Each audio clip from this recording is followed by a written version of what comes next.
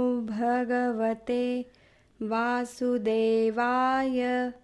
ॐ नमो भगवते वासुदेवाय।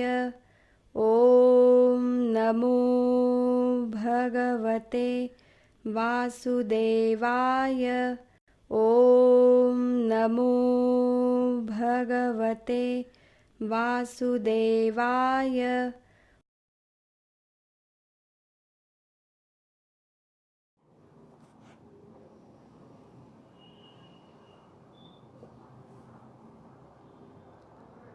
नाम जप का समय यहाँ समाप्त होता है।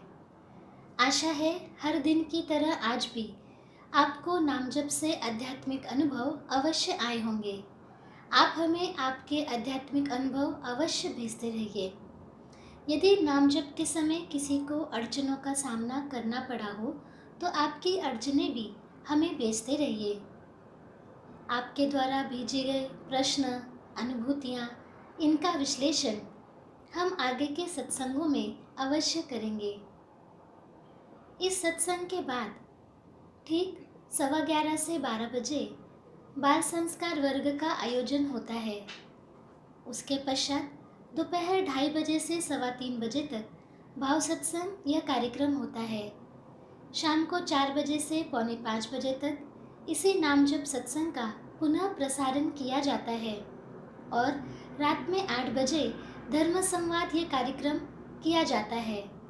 आप ये कार्यक्रम का आनंद तो ले ही रहे हैं। आपसे विनती है कि आपके मित्रजन और परिवारजनों को भी इन सभी आध्यात्मिक कार्यक्रमों में सम्मिलित होने के लिए आप अवश्य प्रेरित कीजिए। भगवान श्री कृष्ण जी की असीम कृपा से ही आज का ये सत्संग यहाँ संपन्न होता है, ऐसा मैं घोषित करती हूँ। नमस्कार।